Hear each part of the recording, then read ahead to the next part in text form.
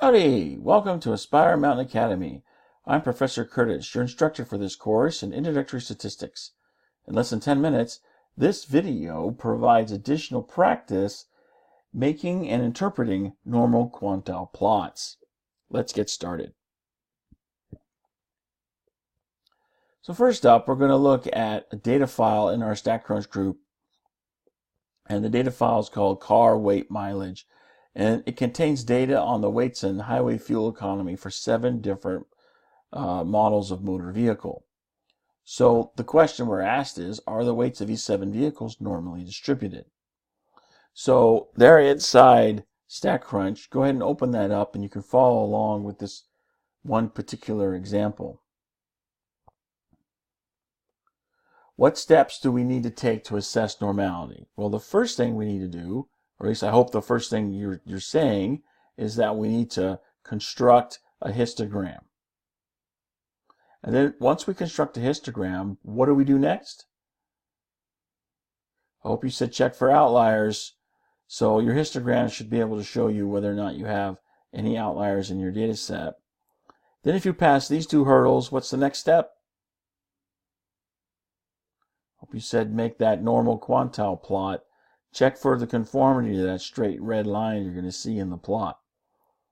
So these are the steps that we take. So let's go ahead and check these in StatCrunch. So here's what you should get, and you make your histogram. And yeah, you're seeing some gaps there in your data set. So the histogram is really telling you everything you need to know right here, right? Okay. If you want to go ahead and just make the normal quantile plot, you can do that. And it looks something like this. Okay, so now keep in mind we have a small sample size. So part of the reason why we're seeing these gaps is from the small sample size. So you actually end up getting more of a spread in your data set. If we had more data in our data set, these gaps might be filled in a little bit more. But given what we have, there's no general bell-shaped curve here. And these 2 may or may not be outliers. We don't really know. They're kind of a little bit far apart from the rest of the data here. We're more or less conforming to that straight line, but this histogram is not really giving us what we need. And so, yeah, that's why we're going to go ahead and make the histogram first. Okay. Some students are like, well, why am I even bothering with this? I'm just going to go ahead and make my normal quantile plot. Well, looking at this normal quantile plot, you can see, yeah, you might actually interpret the data normally distributed, but when you look at the histogram, yeah, the histogram tells you what the normal quantile plot is not completely telling you. So that's why we're making both when we're checking for normality. So here's another question. Using the data given for car weights in that same data file, what are the corresponding z-scores that are used for a normal quantile plot? Well, some students would look at a question like this, they'd start freaking out. They have no idea where to start with this. But remember in the previous mini lecture where we talked about the normal quantile plot, that the y coordinate for each of your data points, those ordered pairs, is a z-score.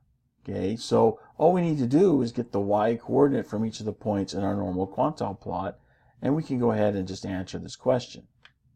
So the first thing we're going to do is make our normal quantile plot. Then we're going to place our cursor over one of the points on the plot, and when you do that, you'll actually see a little box come up that shows you the information for that data point. Okay, so then just take the y coordinate from the ordered pair, and that gives you your z-score. So what are the coordinates for each point in the normal quantile plot? Well, if we go back to our normal quantile plot that we had before, and let's say I'm going to put my cursor over that first point there in the bottom left. Okay, so when you place your cursor over there, you get that little yellow box that shows up. It tells you the row in your data table in StatCrunch that corresponds with that particular point on your plot. And then notice the next 2 lines, normal quantile, that's your z-score or your y coordinate, and then the weight is the x coordinate. And you can tell this by looking at the actual axes. So the x-axis here is labeled weight, the y-axis is labeled normal quantile. So to get the z-score for this first point, I'm just going to take this number right here. It's negative 1.15. Likewise, I can do the same thing for each of the other points that are there in my normal quantile plot. I can get those ordered pairs, then the y-coordinate from those ordered pairs, those are going to be my z-scores.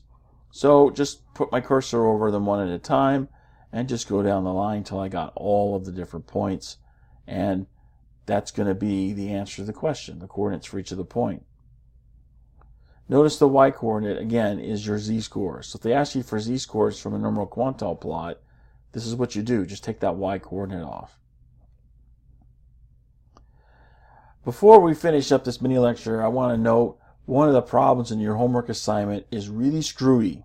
Okay, so the problem ID you see there at the top, this is the number you see in your assignment towards the top left corner in your assignment. So when you get to this particular problem, some students kind of struggle with this one because it doesn't match exactly what you get out of StatCrunch. So the correct answer option that you see from your assignment is there on the left. Notice I blew up the graph a little bit so we could see it better. And then we're comparing on the right what you're going to get when you actually put your data and make your normal quantile plot correctly in StatCrunch. There's some important differences here in the data points if you look at them real closely. So look at this data point here, and it's going to match with the one you see there circled on the right.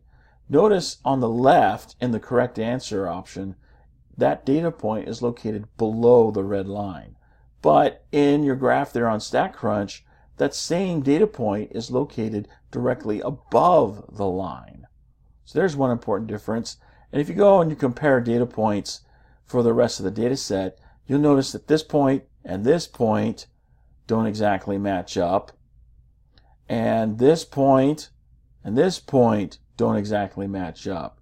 So the graph that you get in StatCrunch looks a little different than what you get for the right answer for this particular problem. And, you know, I've said that they needed to fix this, but of course, Pearson doesn't listen to me. So I'm giving you the heads up on this particular problem. If you see this in your assignment, go ahead and remember that there's a little difference here. You're going to have to make an adjustment for that for this one particular assignment. And that brings us to the end of this mini lecture. I hope you found it helpful. You can find more mini lectures for this and other courses at AspireMountainAcademy.com. Thanks for watching. I'll see you in the next video.